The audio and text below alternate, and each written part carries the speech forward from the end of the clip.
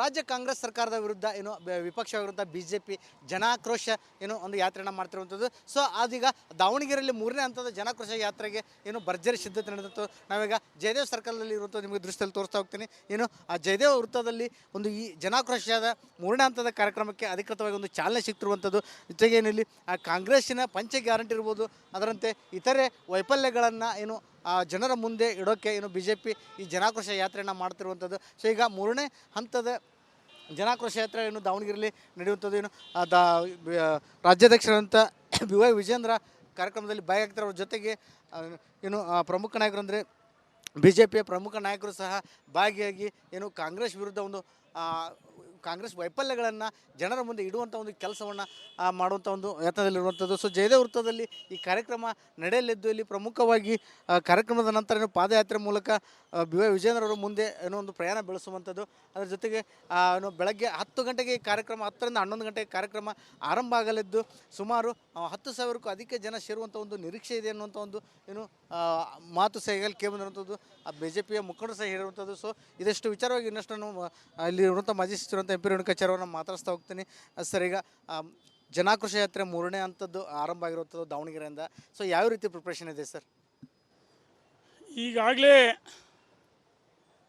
ದಾವಣಗೆರೆ ಜಿಲ್ಲಾ ಭಾರತೀಯ ಜನತಾ ಪಾರ್ಟಿ ಎಲ್ಲ ಮಂಡಲಗಳಲ್ಲಿ ಅಧ್ಯಕ್ಷಗಳು, ಪದಾಧಿಕಾರಿಗಳು, ಮಂಡಲಗಳಿಂದ ಹಿಡಿದು ಮತ್ತು ದಾವಣಗೆರೆ ಜಿಲ್ಲಾ ಭಾರತೀಯ ಜನತಾ ಪಾರ್ಟಿ ಅಧ್ಯಕ್ಷರ ನೇತೃತ್ವದಲ್ಲಿ ಎಲ್ಲರೂ ನಾವೆಲ್ಲ ಒಟ್ಟಾಗಿ ಒಂದಾಗಿ,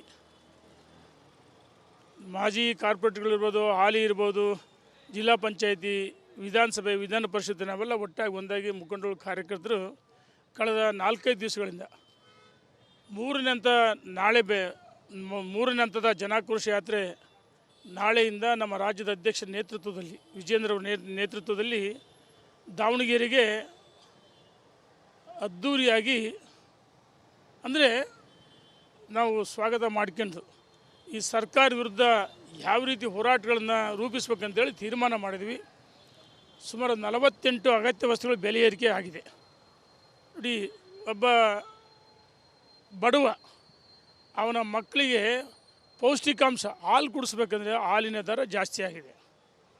ಇವರು ರೈತರಿಗೆ ಅಂತ ಹೇಳ್ತಾರೆ.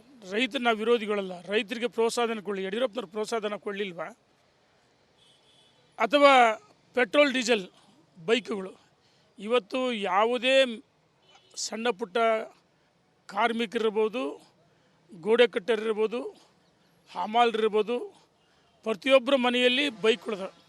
ಆ ಪೆಟ್ರೋಲ್ ದರ ಜಾಸ್ತಿ ಆಗಿದೆ. ಟ್ರ್ಯಾಕ್ಟ್ರಿಗಳು, ಮರಳು ಏರಕ್ಕೂ ಟ್ರ್ಯಾಕ್ಟರ್ ದರ ಜಾಸ್ತಿ ಇದೆ. ಅಥವಾ ಅಡಿಕೆ ತೋಟ ಅಥವಾ ಭೂಮಿಗಳು ಉಳುಮೆ ಮಾಡಬೇಕಂದ್ರೆ ಎತ್ತುಗಳು ಬೇಸಾಯ ಇಲ್ಲ, ಟ್ರ್ಯಾಕ್ಟ್ರುಗಳಲ್ಲಿ ಉಳುಮೆ ಮಾಡ್ತಾರೆ.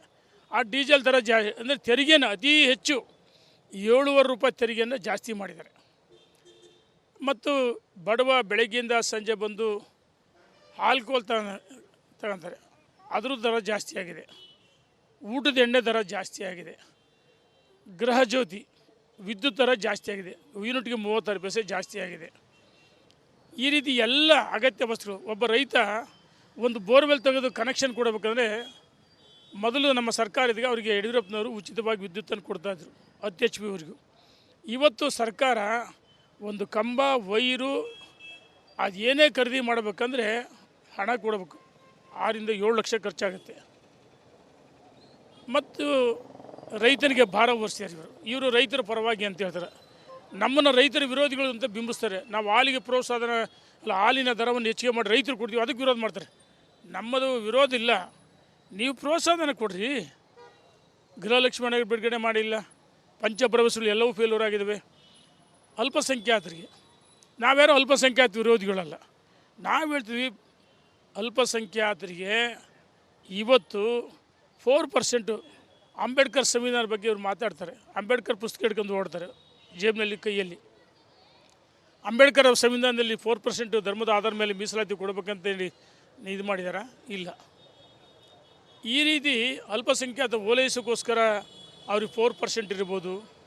ಅಥವಾ ಎಲ್ಲ ರೀತಿ ಆ ವಿದ್ಯಾರ್ಥಿಗಳು ವಿದ್ಯಾಭ್ಯಾಸ ಮಾಡೋಕ್ಕೆ 30 ಲಕ್ಷ ವಿದೇಶಕ್ಕೆ ಹೋದರೆ, ಹಂಗೆ ಹಿಂದೂಗಳು ಮಕ್ಕಳು ಬ್ಯಾಕ್ವರ್ಡ್ ಇರ್ಬೋದು, ಪರಿಶಿಷ್ಟ ಜಾತಿ ಪಂಗಡ, ಅವ್ರಿಗೆ ಇಟ್ಟಿದ್ದ ಹಣವನ್ನೂ ನೀವು ಡೈವರ್ಟ್ ಮಾಡಿದ್ರಿ. ಹಾಗಾಗಿ ಈ ಸರ್ಕಾರದ ವಿರುದ್ಧವಾಗಿ ಜನಾಕ್ರೋಶ ಯಾತ್ರೆ ನಮ್ಮ ರಾಜ್ಯದ ಅಧ್ಯಕ್ಷರ ನೇತೃತ್ವದಲ್ಲಿ 2-3 ದಾವಣಗೆರೆ ಬೆಂಗಳೂರಲ್ಲಿ ಅಹೋರಾತ್ರಿ ಧರಣಿ ಸತ್ಯಾಗ್ರಹ ಆಯಿತು, ಯಶಸ್ವಿ ಆಯಿತು. 7ನೇ ತಾರೀಕಿಂದ ಮೈಸೂರಿಂದ ಜನಾಕ್ರೋಶ ಯಾತ್ರೆ ಪ್ರಾರಂಭವಾಗಿ ಬೀದರ್ವರೆಗೂ 15 ಜಿಲ್ಲೆಗಳಲ್ಲಿ ಯಶಸ್ವಿಯಾಗಿದೆ. ನಾಳೆಯಿಂದ 3ನೇ ಹಂತದ ಹೋರಾಟ ದಾವಣಗೆರೆಯಿಂದ ಪ್ರಾರಂಭ ಆಗುತ್ತೆ. ಇದು ಮಧ್ಯ ಕರ್ನಾಟಕ. ಆಗೆಲ್ಲ ನಾವ್ಯಾರು ಪೇಮೆಂಟ್ ಕೊಟ್ಟು ಕರೆಸಲ್ಲ. ಸ್ವಯಂ ಪ್ರೇರಿತವಾಗಿ ಬೈಕ್ಗಳಲ್ಲಿ ತಮ್ಮ ಕಾರುಗಳಲ್ಲಿ ಟ್ರ್ಯಾಕ್ಟ್ರುಗಳು ಬರಬೇಕಂತೇಳಿ ವಿನಂತಿನ ಮಾಡಿದ್ವಿ. ಎಲ್ಲ ಕಡೆ ಪ್ರಚಾರ ಕೊಟ್ಟಿದ್ವಿ. ದೊಡ್ಡ ಸಂಖ್ಯೆಯಲ್ಲಿ ಜನ ಸೇರ್ತಾರೆ ಅಂತ ವಿಶ್ವಾಸ ಇದೆ. ಈ ರಾಜ್ಯ ಸರ್ಕಾರಕ್ಕೆ ಬಾರಿಕೋಲ್ ಚಳವಳಿ ಮತ್ತು ಪೊರಕೆ ಸೇವೆ ಮಾಡ್ತೀವಿ ಅಂತೇಳಿ ನಾನು ಎಚ್ಚರಿಕೆಯನ್ನು ಕೊಡ್ತಾ ಇದ್ದೀವಿ. ಸಿದ್ದರಾಮಯ್ಯನವರೇ, ನೀವು ಹಿಂದುಳಿದ ವರ್ಗದ 16 ಬಜೆಟ್ ಮಾಡಿಸಿರಿ, 16 ಬಜೆಟ್ ಮಾಡಿಸಿರಿ. ಆದರೆ ನೀವು ನೋಡ್ರಿ ಸಿದ್ದರಾಮಯ್ಯನವರೇ, ನಿಮ್ಮ ಪಕ್ಷದಲ್ಲಿ ನಿಮ್ಮ ಸರ್ಕಾರದಲ್ಲಿ ಯಾವ ರೀತಿ ಷಡ್ಯಂತ್ರಗಳು ನಡೀತಾ ಇದ್ದಾವೆ. ಯಾಕೆ ಕೊನೆ ಯಾವುದಿಲ್ಲಿ ನಿಮ್ಮ ಕೊನೆ ಚುನಾವಣೆ ಅಂತ ಘೋಷಣೆ ಮಾಡ್ತಿದ್ದೀರಿ? ಹಿಂದುಳಿದ ವರ್ಗ ಇರ್ಬೋದು, SC ST ಇರ್ಬೋದು, ಅಥವಾ ಹಿಂದೂಗಳಿಗೆ ನಾನು ಹೇಳ್ತಾ ಇದ್ದೀವಿ, ರೈತನಿಗೆ ಇವರು PM ಕಿಸಾನ್ ಸಮ್ಮಾನ್ ಯೋಜನೆ ನಾವು ರೈತ ವಿರೋಧಿಗಳು ಅಂತ ಹೇಳ್ತಾರಲ್ಲ. ನರೇಂದ್ರ ಮೋದಿ 6,000 ಕೊಟ್ಟರೆ 4,000 ಯಡಿಯೂರಪ್ಪನವ್ರು ಕೊಡಲಿಲ್ವ? ಅದನ್ನ ಯಾಕೆ ತೆಗೆದಿರಿ? ಅದನ್ನು ಕಂಟಿನ್ಯೂ ಮಾಡಿರಿ. ನಾವು ರೈತನ ಮಕ್ಕಳಿಗೆ ವಿದ್ಯಾನಿಧಿ ಕೊಡೋದು ನಮ್ಮ ಸರ್ಕಾರ, ಅದನ್ನ ಯಾಕೆ ರದ್ದು ಮಾಡಿದ್ರಿ? ಹಾಗೆ ಸಿದ್ದರಾಮಯ್ಯನವರೇ, ನಿಮ್ಮ ಬಗ್ಗೆ ಗೌರವ ಇದೆ, ಈ ರಾಜ್ಯದ ಜನರ ಬಗ್ಗೆ ಕಾಳಜಿ ಇದ್ದರೆ ಜನಪರವಾದ ಆಡಳಿತವನ್ನು ಕೊಡ್ರಿ. ಅಗತ್ಯ ವಸ್ತುಗಳ ಬೆಲೆ ಇಡೀ ದೇಶದಲ್ಲಿ ಅತಿ ಹೆಚ್ಚು ವಿದ್ಯುತ್ ದರ ಇವತ್ತು ಜಾಸ್ತಿ ಮಾಡಿದಿರಿ. ಪೆಟ್ರೋಲ್ ಡೀಸೆಲ್ ತೆರಿಗೆ ಹಾಕಿದಿರಿ. ಇವ್ರು ಗ್ಯಾಸ್ ಬಗ್ಗೆ ಮಾತಾಡ್ತಾರೆ. ಮೊನ್ನೆ ಗ್ಯಾಸ್ ಸಿಲಿಂಡರ್ ಹೊತ್ಕೊಂಡ್ಬಿಟ್ರು DK ಶಿವಕುಮಾರ್. ನೀವು ಜನರ ಮೇಲೆ ಭಾರ ಹೊರಿಸಿದಿರಿ. ಸನ್ಮಾನ್ಯ DK ಶಿವಕುಮಾರ್ ಅವರೇ, ಸಿದ್ದರಾಮಯ್ಯನವರೇ, ನೀವು ಮೊನ್ನೆ BJP ವಿರುದ್ಧ ಹೋರಾಟ ಕೇಂದ್ರ ಸರ್ಕಾರ ವಿರುದ್ಧ ಮಾಡಿರಿ. ನಿಮಗೆ ನರೇಂದ್ರ ಮೋದಿಯವ್ರ ವಿರುದ್ಧ ಕೇಂದ್ರ ಸರ್ಕಾರ ವಿರುದ್ಧ ಹೋರಾಟ ಮಾಡಿ ಯಾವ ನೈತಿಕ ಹಕ್ಕಿದೆ? ನಿಮಗೆ ಯಾವುದೋ ನೈತಿಕ ಹಕ್ಕಿಲ್ಲ. ನೋಡಿ, ಇವತ್ತೇನು ಅಂತಾರಾಷ್ಟ್ರೀಯ ಮಟ್ಟ ಇದರಲ್ಲಿ ಕಚ್ಚಾ ತೈಲ ಬೆಲೆ ಜಾಸ್ತಿ ಆದಾಗ ನರೇಂದ್ರ ಮೋದಿಯವರು ನಮ್ಮ ಜನರಿಗೆ ತೆರಿಗೆಯನ್ನು ಹಾಕಲಿಲ್ಲ, ಭಾರವನ್ನು ಹಾಕಲಿಲ್ಲ. ಗ್ಯಾಸ್ 1,007 ರೂಪಾಯಿ ಇತ್ತು, ಅದನ್ನು 907 ರೂಪಾಯಿ ಮಾಡಿದರು. 907ರಿಂದ 800 ರೂಪಾಯಿಗೆ ಮಾಡಿದ್ದಾರೆ. ಮೊನ್ನೆ ಜಾಸ್ತಿ ಆದಾಗ ಕಚ್ಚಾ ತೈಲ 850 ಮಾಡಿದ್ದಾರೆ. ಆದರೆ ಕೇಂದ್ರ ಸರ್ಕಾರ ನಾವು 500 ರೂಪಾಯಿ ಕೊಟ್ಟರೆ ನೀವೆಷ್ಟು ಹಾಕ್ತೀರಿ? ನಮ್ಮ ಹತ್ರ ಎಲ್ಲ ಡೀಟೇಲ್ಸ್ ಇದೆ.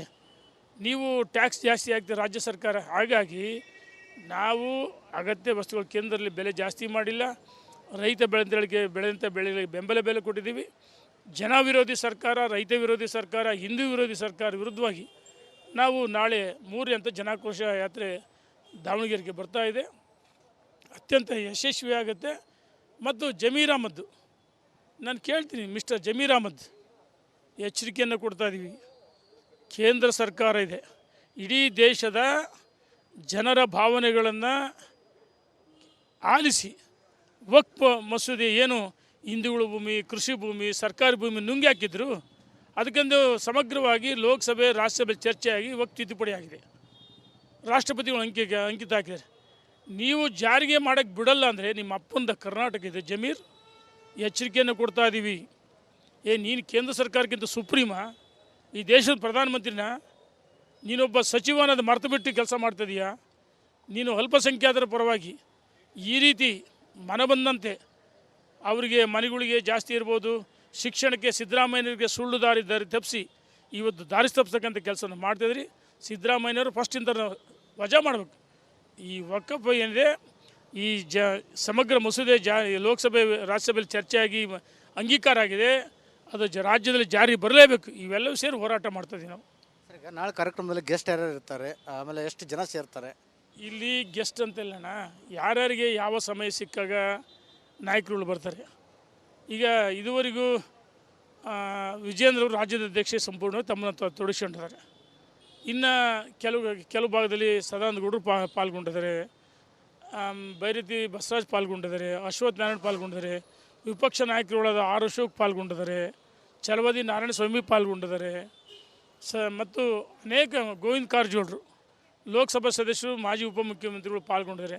ಯಾರ್ಯಾರಿಗೆ ಸಮಯ, ಅವ್ರ ಕ್ಷೇತ್ರದ ಜವಾಬ್ದಾರಿಗಳಿರುತ್ತೆ, ಅದು ನೋಡಿಕೊಂಡು ಎಲ್ಲೆಲ್ಲಿ ಭಾಗವಹಿಸಬೇಕು, ಆಯಾ ಜಿಲ್ಲೆಗಳಲ್ಲಿ ಸ್ಥಳೀಯ ಶಾಸಕರು, ಸ್ಥಳೀಯ ಮುಖಂಡರುಗಳು ಪಾಲ್ಗೊಳ್ತಾ ಇದ್ದಾರೆ. ಏನು ಇದಿಷ್ಟು ಮಾಜಿ ಸಚಿವರಂತ ಎಂ ಪಿ ರೇಣುಕಾಚಾರ್ಯ ಅವರ ಮಾತಾಗಿತ್ತು. ಒಟ್ಟಾರೆಯಾಗಿ ಏನು ದಾವಣಗೆರೆಯಲ್ಲಿ 3ನೇ ಹಂತದ ಜನಾಕ್ರೋಶ ಯಾತ್ರೆಯನ್ನು BJP ಚಾಲನೆ ನೀಡಿದ್ದು, ಇನ್ನು ರಾಜ್ಯ ಸರ್ಕಾರ ವಿರುದ್ಧ ಸಾಕಷ್ಟು ಆಕ್ರೋಶ ಹೊರಹಾಕಲು ಏನು ಈಗಾಗಲೇ ಭರ್ಜರಿ ಸಿದ್ಧತೆ ಮಾಡಿಕೊಂಡಿದೆ. ಕ್ಯಾಮರಾ ಪರ್ಸನ್ ಶಿವರಾಜ್ ಜೊತೆ ವಿಠಲ್ ಕೆರವಾಡ್, ರಿಪಬ್ಲಿಕ್ ಕನ್ನಡ, ದಾವಣಗೆರೆ.